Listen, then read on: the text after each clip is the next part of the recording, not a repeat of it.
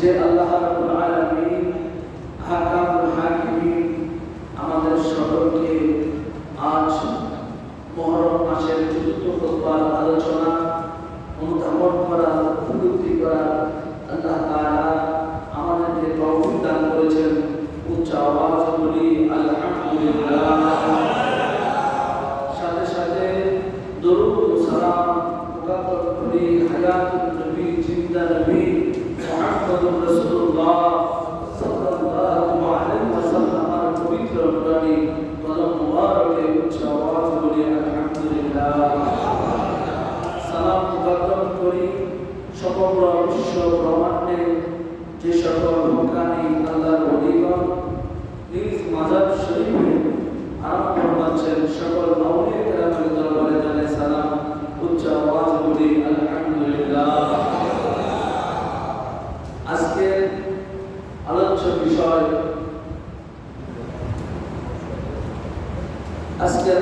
বিষয় হচ্ছে যে আহলে বায়াতের শানে বেয়াদবি করলে কিরকম শাস্তি পেতে পারে এই সম্পর্কে আলোচনা।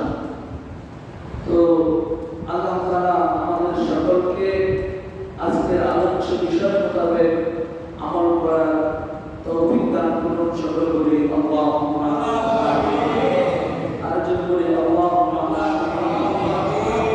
প্রিয় হাজিরিন, আল্লাহ তাআলা পবিত্র কোরআন হাকিমের মধ্যে ইরশাদ করেছেন, ইন্নাল্লাযীনা ইউযুনা আল্লাহ ওয়া রাসূলাহু লা'আনাহুমুল্লাহু ফিদ দুনিয়া ওয়াল আখিরাহ ওয়া আ'আদ্দা লাহুম আযাবান মুহিনা।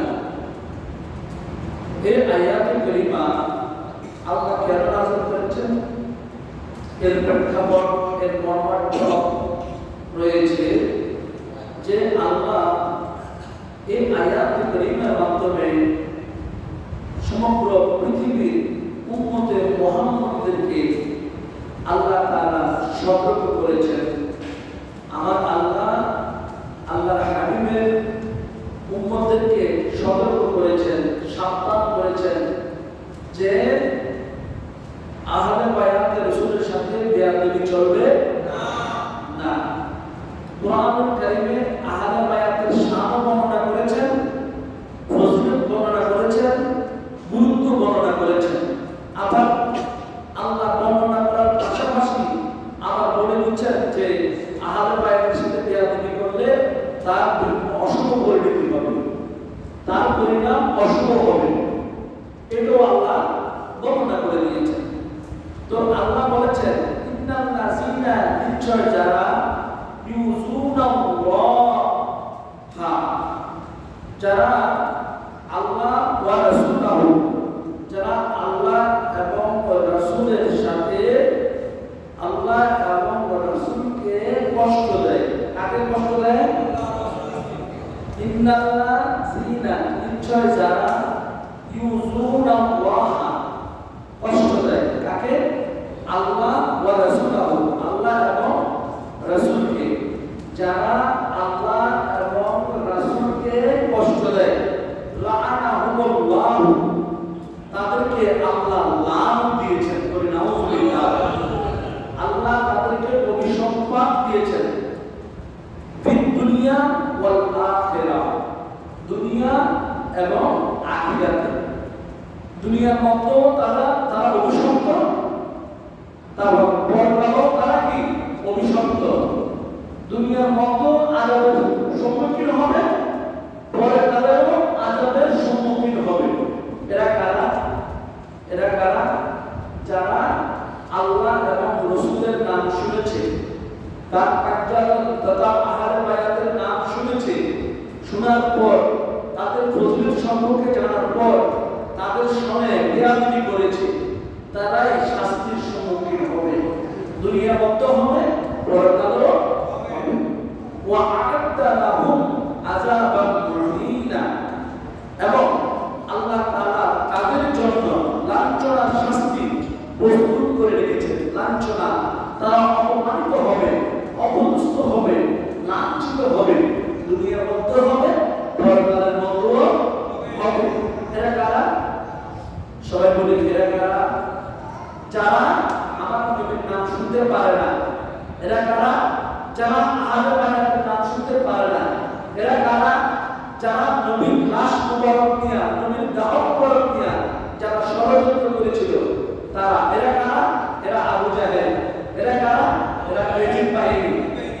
তারাই আমার নবীর বিরুদ্ধে যারা ষড়যন্ত্র করেছিল তারা দুনিয়া এবং পরকালে কঠিন শাস্তির সম্মুখীন হতে হবে।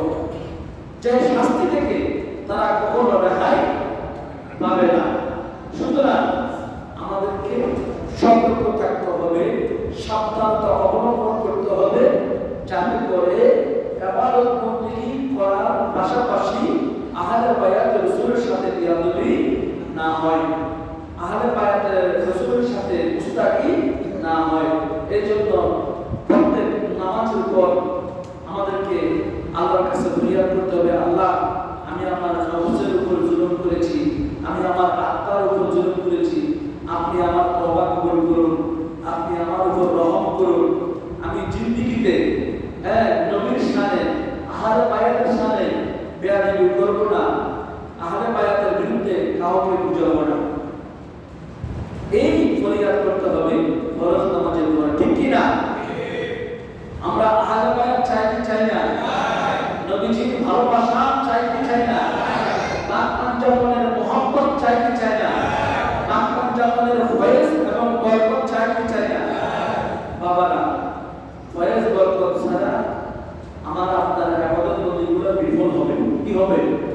বিফলে যাবে, বিফলে যাবে। আমরা যদি ফয়েজের আশা না করি, আমরা যদি ফয়েজ বরকতের আশা না করি, আমাদের ইবাদত বন্দেগীগুলো আল্লাহর দরবারে কবুল হবে না। এজন্য আমাদের কি করতে হবে? কি আহলে বায়াতের ভালোবাসা। শুধু আহলে বায়াতের ভালোবাসা তা না, আমাদেরকে আহলে বায়াতকে আমাদের এই শরীরটুকুর মধ্যে ধারণ করতে হবে। আমাদের আহত মস্তকের মধ্যে আহলে বায়াতকে কি করতে হবে? ধারণ করতে হবে। আল্লাহ তাআলা আমাদের সকলকে বোঝার তৌফিক দান করুন। সকল করি আল্লাহুম্মা আমিন। আল্লাহুম্মা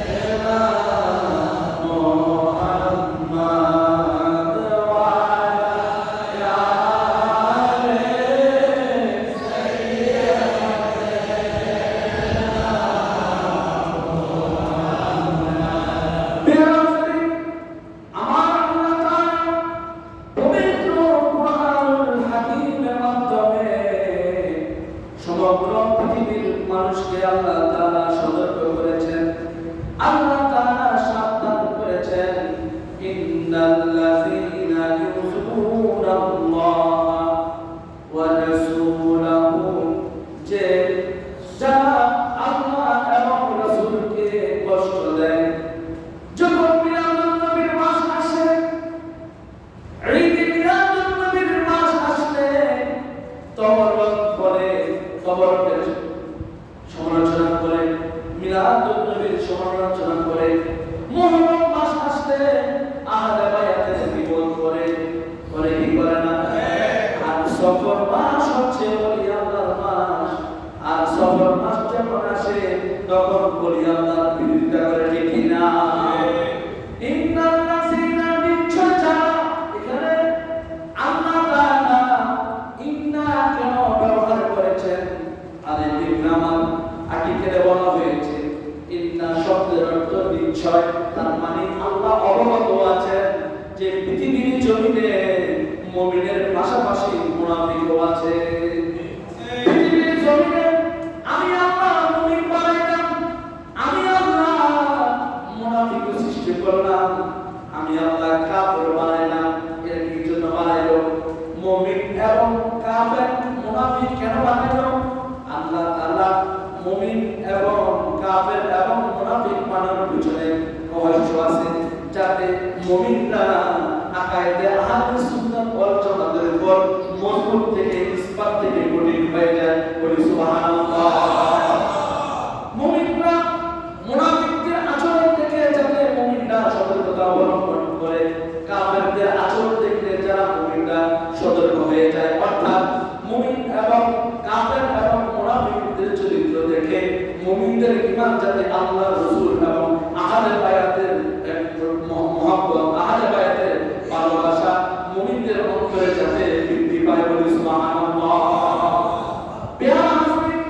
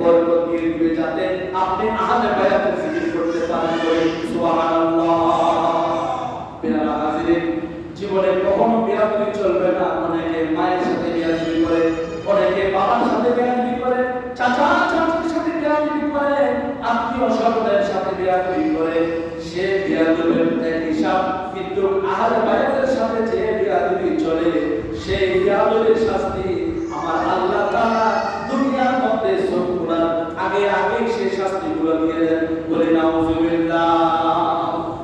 যেমন এমন অনেক নজির দৃষ্টান্ত আছে, টয়লেটে গিয়েছে, স্লিপ করে টয়লেটের মধ্যে তার জান চলে গিয়েছে, কিন্তু তার কর্ম ছিল, তার ধর্ম ছিল আহলে বায়াতের সাথে বিয়াদবি করা।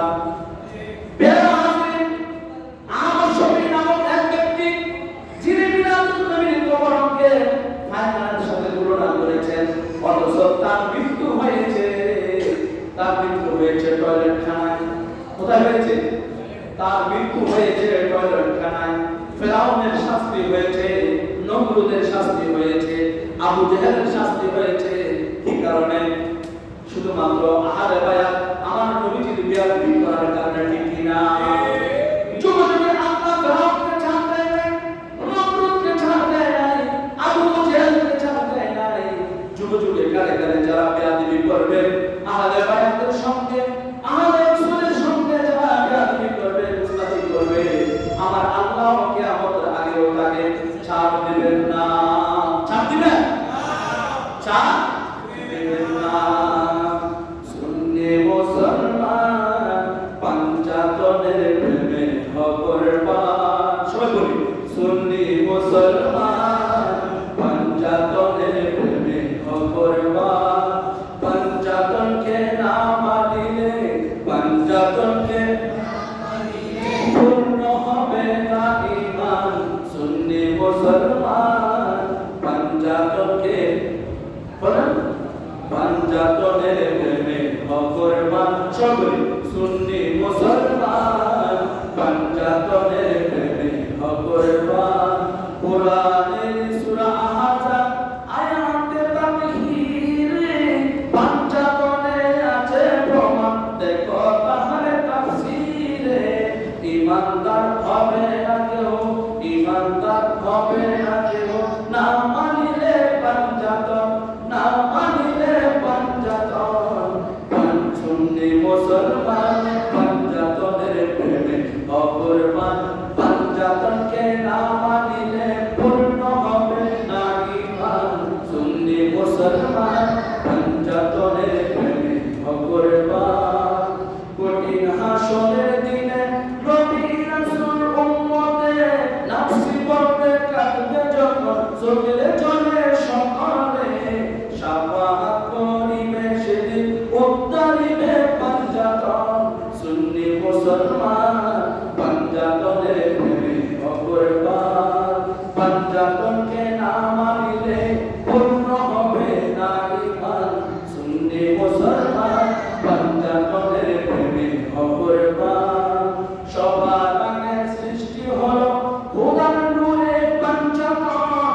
একই প্রাণের পাঁচটি দেহ হয় না জুড়া কিছুক্ষণ। হাকিকতের পেট জানিয়া, হাকিকতের পেট জানিয়া ডাকলে পাবি নিরঞ্জন। সুন্নি মুসলমান পাঞ্জাতনের প্রেমে খবরবান। পাঞ্জাতনকে না মানিলে পূর্ণ হবে না ঈমান। সুন্নি মুসলমান পাঞ্জাতনের প্রেমে খবরবান।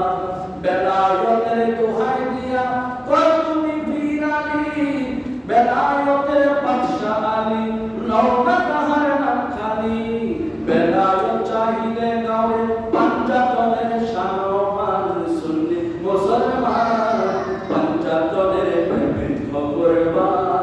পাঞ্জাতনকে না মানিলে পূর্ণ হবে না ঈমান। সুন্নি মুসলমান পাঞ্জাতনের প্রেমে খবরবান। জয় মারহাবা, আরো জয় মারহাবা। তাহলে আমরা শায়েরের শেয়ার মাধ্যমে আমরা জানতে পারলাম যে পাঞ্জাতনকে না মানলে ঈমান পরিপূর্ণ হবে না। যেটা শায়েরের শেয়ার মতো আছে, কোরআনের মতো আছে। আমরা বুঝতে পেরেছি? বুঝতে কিনা? আল্লাহ নবী মুহাম্মদুর রাসূলুল্লাহ সাল্লাল্লাহু আলাইহি ওয়াসাল্লাম ইরশাদ করেছেন, হযরতের মা ফাতেমা রাদিয়াল্লাহু তাআলা আনহা আমার অংশ, মা ফাতেমা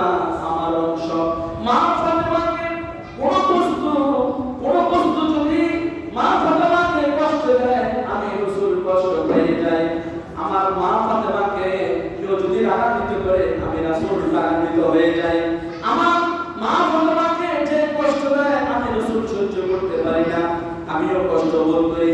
কোন জিনিস যদি মা ফাতেমাকে কষ্ট দেয় আমি রাসূলও সেই কষ্ট পাই। সুতরাং মা ফাতেমার সাথে বেয়াদবি চলবে না। আল্লাহর নবী মুহাম্মদুর রাসূলুল্লাহ সাল্লাল্লাহু আলাইহি ওয়াসাল্লাম ইরশাদ করেছেন, হযরত মাওলানা আলী কারামাল্লাহু ওয়াজহু বলেন যে বীজ থেকে যেমনি ভাবে অঙ্কুর বের হয়, বীজ থেকে মানুষ সৃষ্টি হয়, ঠিক কিনা? বীজ থেকে অঙ্কুর বাহির হয় আর বীজ থেকে মানুষ সৃষ্টি হয়, সেই শক্তি কে দান করেছেন? আমার আল্লাহ।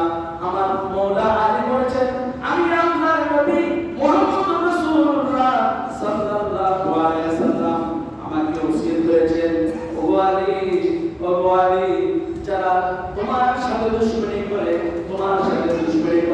তারা হচ্ছে মুনাফিক। তারা হচ্ছে কি? আরে তোমার সাথে যারা দুশমনি করে, যারা শত্রুতামি করে, তারা মুনাফিক। আর যারা তোমাকে ভালোবাসে আলী, তারাই হচ্ছে তোমার বন্ধু। আর তোমাকে যারা ভালোবাসে তারা যেন আমি রাসূলকে ভালোবাসলো। বলি সুবহানাল্লাহ। আল্লাহ নবী মুহাম্মদুর রাসূলুল্লাহ সাল্লাল্লাহু আলাইহি ওয়াসাল্লাম ইরশাদ করেছেন, রুকনে আসওয়াদ এবং হযরত মুকামে ইব্রাহিম আলাইহিস সালাম মধ্যখানে যদি নামাজ পড়লো, রোজা রাখলো, কিন্তু আহলে বায়াতের সাথে হিংসা বিদ্বেষকারী অবস্থায়, আহলে বায়াতের সাথে বেয়াদবি করা অবস্থায় মৃত্যুবরণ করলো, সে যাবে একমাত্র জাহান্নামে। কোথায় যাবে? জাহান্নামে। অর্থাৎ রুকনে আসওয়াদ এবং মুকামে ইব্রাহিমের মধ্যখানে ওখানে নামাজ পড়লে অনেক সওয়াব, অনেক ফজিলত। ওখানে নামাজও পড়লো, রোজা রাখলো, আহলে বায়াতের সাথে হিংসা করলো, শত্রুতামি করলো, দুশমনি করলো, এই অবস্থা তার মৃত্যু হলো। আমার রাসূল বলতেছেন তার অবস্থা হবে জাহান্নামে। বলে নাউযুবিল্লাহ। তার অবস্থা কোথায় হবে? জাহান্নামে হবে। যতই ইবাদত করো না কেন বান্দা, যতই বন্দেগী করো না কেন, যদি আহলে বায়াতের সাথে একশত পরিমাণ বেয়াদবি চলে, তার যেতে হবে কোথায়? জাহান্নামে। এই জাহান্নামের ভয়াবহ কঠিন শাস্তি, তার সেই শাস্তির সম্মুখীন হতে হবে সে যদি আহলে বায়াতের সাথে বেয়াদবি করে। ঠিক কি না? আমরা কি আহলে বায়াতের সাথে বেয়াদবি করব? না। আমার আল্লাহ রাসূল যা জানে আমরা কি তা জানি? না। আমার নবী যা জানে, আহলে বায়াত যা জানে আমরা কি তা জানি? তাহলে আমরা সরল হতে হবে, সরল মনে আহলে বায়াতের জিকির করতে হবে, তিনাদের ইত্তেবা করতে হবে, এবং আহলে বায়াতের সামনে অনুরূপ চালাকি চলবে না। অনুরূপ চালাকি চলবে না। আহলে বায়াতের সামনে সদা সার্বক্ষণিক আমাদেরকে সরল মনে, সরল অন্তঃকরণে তিনাদেরকে স্মরণ করতে হবে, তিনাদের কদমে দুরূদ প্রেরণ করতে হবে। ঠিক কি না?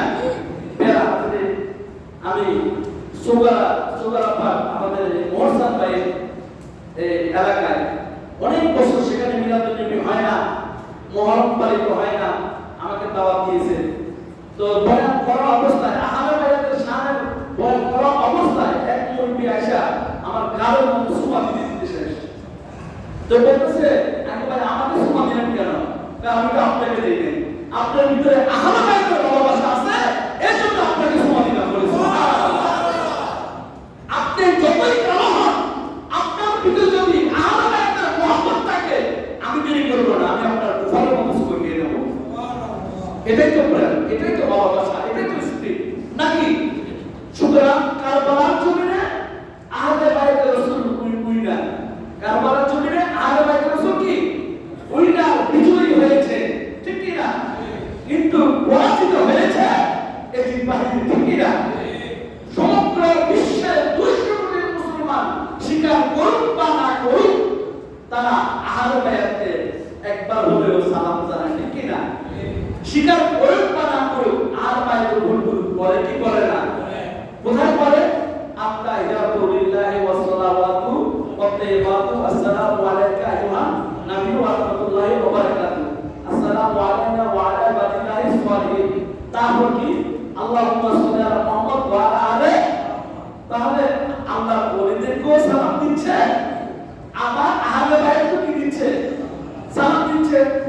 আল্লাহর হুকুম মানতে হবে, হবে কি হবে না? এখন জাগতিক দৃষ্টিকোণ থেকে দলের প্রভাবে অনেকে আহলে বায়াতকে মানতে চায় না, এটিকে সমর্থন এবং এটিকে সাপোর্ট করে যায়, ঠিক কি না? দেখেন সমগ্র বিশ্বের মধ্যে এমন গ্রাম আছে, এমন শহর আছে যেখানে পাক মসজিদের কোনো নিশানা নাই। মুহররম মাস আসলে মসজিদ অন্ধকার, ঠিক কি না? মিলাদুন নবী আসলে মসজিদ অন্ধকার। তাহলে এই জায়গার মধ্যে আমাদেরকে আহলে বায়াতের ফুল ফুটাতে হবে, ঠিক কি না? আল্লাহ নবী বলতেছেন আমার কাছে দুইটি ফুল আছে, দুইটি ফুল আছে, একজন হাসান একজন হুসাইন। বলে সুবহানাল্লাহ। এই দুই ফুলের জিকির যে মসজিদে হবে, যে এলাকা হবে, ওই এলাকা নাজাত হয়ে যাবে। বলে সুবহানাল্লাহ। ওই এলাকার মানুষ এই ফুলের কারণে, গ্রামের কারণে তারা আলোকিত হয়ে যাবে, আলোকিত হয়ে যাবে। বলে সুবহানাল্লাহ। এই জন্য আল হাসান ওয়াল হুসাইন সাইয়্যিদা শাবাবি আহলিল জান্নাহ। যুবক, এই যুবক তোমরা মেসিকে অনুসরণ করো, যুবক তোমরা নেইমারকে অনুসরণ করো, যুবক তোমরা ডিমারিয়াকে অনুসরণ করো, আর্জেন্টিনাকে অনুসরণ করো, ব্রাজিলকে অনুসরণ করো। যুবক যেই নবী না হইলে পৃথিবী হইতো না। ওই যুবক যে আহলে না হইলে ইসলাম জিন্দা হতো না। তুমি একবারের জন্য, একটি সময়ের জন্য মৌলা হাসানকে অনুসরণ করো, মৌলা ইমাম হুসাইনের আনুগত্য করো, তোমার জান্নাত তুমি বিনা হিসাবে চলে যাবে। বিনা হিসাবে তুমি জান্নাতে চলে যাবা। তুমি যদি আর্জেন্টিনার কোনো খেলোয়াড়কে অনুসরণ করো, তোমার জান্নাতে যাওয়ার কোনো গ্যারান্টি, কোনো ওয়ারেন্টি নাই। হে যুবক, আহলে বায়াতকে অনুসরণ করো, আহলে বায়াতের জিকির করো, বিনা হিসাবে জান্নাতে চলে যাবা। সুবহানাল্লাহ।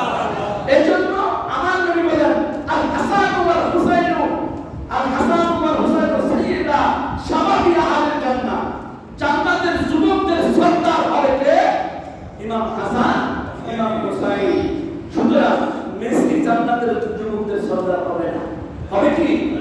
নেইমার হবে, ডিমারিয়া হবে, আর্জেন্টিনা ব্রাজিল হবে, হবে কে? ইমাম হাসান হুসাইন। তুমি যুবক যখন আহলে বায়াতের জিকির করবা, ইমাম হাসান হুসাইন যুবকদের সর্দার হয়ে তোমার জন্য আল্লাহর দরবারে শাফাআত কামনা করবে। সুবহানাল্লাহ। সুতরাং সকল যুবক যারা আছে তোমরা কাকে ধারণ করবা? ইমাম হাসান, ইমাম হুসাইনকে, আহলে বায়াতকে। প্রত্যেকটি ঘরের মধ্যে যদি সকাল সন্ধ্যা আহলে বায়াতের জিকির হয়, সেই ঘরের মধ্যে অভাব থাকবে না, সেই ঘরের মধ্যে অভাব থাকবে না, সেই ঘরের মধ্যে দুঃখ দুর্দশা থাকবে না। আহলে বায়াতের উসিলা করে সকল দুঃখ দুর্দশা হতাশা সমস্ত কিছু আল্লাহ দূর করে দিবেন। বলে সুবহানাল্লাহ। এজন্য মওলা আলী হাজের রাওয়া মুশকিল কুশা, ঠিক কি না? আমরা কি বলি কি বলি না? মুশকিল কুশা হাজের রাওয়া, মওলা আলীর নাম স্মরণ করুন, আপনার অসুখ বিমার ভালো হয়ে যাবে, ঠিক কি না? এই আকাইদ ধারণ করতে হবে, এই আকাইদ মানতে হবে। মুখে একরকম, ভিতরে আরেক রকম, এই ঈমানের কোনো ভ্যালু নাই। এই ঈমানের, এই ইবাদতের দাম নাই। মুখে যা বলবো অন্তরে তা মানবো, ঠিক কি না? আল্লাহর নবী মুহাম্মদুর রাসূলুল্লাহ সাল্লাল্লাহু আলাইহি ওয়াসাল্লাম যদি আমার কাছে না আসে, আমার চোখ আমি বন্ধ রাখবো, আমার চোখ আমি খুলবো না। আল্লাহর নবী আসলে আমি চোখ খুলবো। আল্লাহর নবীর কেমন আশেক ছিলেন হযরত মওলা আলী শায়রে খোদা কারামাল্লাহু ওয়াজহু। জিনার শুভ আগমন হয়েছে বাইতুল্লাহ শরীফের মধ্যে। বলে সুবহানাল্লাহ। মওলা আলী যখন পৃথিবীর জমিনে বাইতুল্লাহ শরীফের শুভ আগমন করলেন, মওলা আলী শায়রে খোদা, অনেকেই তো আমরা ওয়া ওয়া বলে চিৎকার করি, মওলা আলী ওয়া ওয়া শব্দ বলেন নাই, চোখও খোলেন নাই, চোখও খোলেন নাই, শব্দ করেন নাই। মওলা আলীর পিতা মাতা চিন্তিত, আত্মীয় স্বজন চিন্তিত, মওলা আলী কি অন্ধ হয়েছে নাকি বোবা হয়ে গেছে, কোনো কথা বলে নাই। তারা চিন্তিত, তারা সবাই একতাবদ্ধ হয়ে আল্লাহর নবীর কাছে গেলেন। ইয়া রাসূলুল্লাহ, হযরত আলী পৃথিবীর জমিনে শুভাগমন করেছে, কিন্তু হযরত আলীর জবানে ওয়া শব্দ নাই, চোখও খুলে নাই, কি হলো? আল্লাহর নবী আসলেন। আল্লাহর নবী আসার সাথে সাথে মওলা আলীকে নবীর হাতে তুলে দিলেন। আল্লাহর নবীর হাতে যখন মাওলা আলীকে তুলে দিলেন, হযরত মাওলা আলী চোখ খুলে তাকিয়ে রইলেন। তাকিয়ে তাকিয়ে চোখ খুলে খুলে মুখে মুখে হযরত মাওলা আলী জবানে বললেন, লা ইলাহা ইল্লাল্লাহু মুহাম্মাদুর রাসূলুল্লাহ। মাওলা আলী যখন বড় হলেন, হে আলী, তুমি ছিলা, তোমাকে আমি বলে দিলাম চোখ খুলে না কেন? মাওলা আলী, তুমি কথা বলো না কেন? যখন বড় হলেন, তুমি কথা বলে না, চোখ খুলে না কেন? তখন মাওলা আলী বলছেন, ইয়া রাসূলুল্লাহ, আপনি যদি না আসতেন আমি কিয়ামত পর্যন্ত চোখ বন্ধ রাখতাম। বলি সুবহানাল্লাহ। আপনি যদি না আসতেন আমি কিয়ামত তক আমি চোখ কি রাখতাম, বন্ধ রাখতাম, চোখ খুলতাম না। কেমন আশিক রাসূল, বলি সুবহানাল্লাহ। মাওলা আলী শের খোদা, এমন এক নিয়ামত, এমন এক বরকত, এমন এক ফজিলত, যার নাম শুনলে শয়তান পর্যন্ত কম্পিত হয়, ঠিক কি না? আপনি একটা গাছ উপরে পড়লো, ধরেন গাছটি ফুট হলো 6 ফুট, বের হলো 6, মূল হলো 6, লক্ষ্য হলো ধরেন 14 ফুট, এত ওজন গাছ। আর গাছটা আপনি উঠতে পুড়াইতে পারেন না, আমরা 5 জন গাছ পুড়াইতে পারেন না উপর থেকে। ইয়া আলী নামে বাঁধলেন গাছ ভিতরে, ঠিক কি না? যারা মুরব্বীরা আছে, যারা গাছের কাজ করছে, তারা বুঝবে। ইয়া আলী স্লোগান দেয়, দেয় না? ইয়া আলী, হযরত আলীর নাম থ্যাংক ইউ বলে কি বলে না? ইয়া আলী থ্যাংক ইউ বলে কি বলে না? বলার সাথে সাথে গাছ থাকবে না, গাছ উঠবে। এটা হচ্ছে কনফিডেন্ট পাওয়ার। এটা হচ্ছে ওহুয়া আলা কুল্লি শাইইন কাদির। সে শক্তি হযরত মাওলা আলীকে আমার আল্লাহ দান করেছে, বলি সুবহানাল্লাহ। এজন্য হযরত আলীকে স্মরণ করবেন, জিকির করবেন। আপনার উভয় ইহকাল এবং পরকালে আপনার আহলে বায়াতকে স্মরণের মাধ্যমে আপনার যারা পার হয়ে যেতে, বলি সুবহানাল্লাহ। হযরত ইবনে আব্বাস রাদিয়াল্লাহু তাআলা আনহু আল্লাহর নবীর কাছে গিয়েছেন, ইয়া রাসূলুল্লাহ, আমি আপনার সুহবত থেকে থেকে অনেক কিছু জেনেছি, বুঝেছি, এখন আমি কোরআন তাফসীর করতে চাই। তখন আমার নবী বললেন, না, আমার কাছে করার দরকার নাই, তুমি হযরত আলীর কাছে যাও। হযরত আলীর কাছে যাও, আলীর কাছে গিয়ে কোরআন তাফসীর করো। হযরত আলীর কাছে যখন গেলেন, ইবনে আব্বাস রাদিয়াল্লাহু তাআলা আনহু বললেন যে আমি রাসূলের কাছে গিয়েছি, রাসূল আপনার কাছে পাঠিয়ে দিয়েছে কোরআন তাফসীর করার জন্য। তখন মাওলা আলী শেরে খোদা কারামাল্লাহু ওয়াজহু বললেন, কোরআনের সারমর্ম কি? স্যার বলেন, আপনি কোরআন তাফসীর করবেন, কোরআনের সারমর্ম কি? তখন তিনি বললেন, কোরআনের সারমর্ম হচ্ছে সূরা ফাতিহা। তারপর বলল, সূরা ফাতিহার সারমর্ম কি? তিনি বললেন, বিসমিল্লাহির রহমানির রহিম। তিনি বললেন, বিসমিল্লাহির রহমানির রহিম। তারপর বললেন, বিসমিল্লাহির রহমানির রহিমের সারমর্ম কি? তিনি বললেন, বিসমিল্লাহির রহমানির রহিমের সারমর্ম হচ্ছে পাক। পাক সারমর্ম কি? তুমি কি আব্বাস, তুমি কি জানো? হয় না, সন্ধ্যায় শুরু হয়েছে এই পাক তাফসীর নিয়া, সন্ধ্যা থেকে শুরু হয়েছে, ভোর হয়ে গেছে, কিন্তু পায়ের তাফসীর শেষ হয় না। পায়ের তাফসীর শেষ হয় না। ইবনে আব্বাস বলতেছে, আপনি কি জানেন পায়ের নিচে যে নখটা আছে সেই নখটাকে? না, সেই নখটা হচ্ছে আমি হযরত আলী, বলি সুবহানাল্লাহ। বিসমিল্লাহির রহমানির রহিমের প্রথম অক্ষর বা, পায়ের নিচে যে নখটা আছে এই নখটা হচ্ছে হযরত মাওলা আলী রাদিয়াল্লাহু, বলি সুবহানাল্লাহ।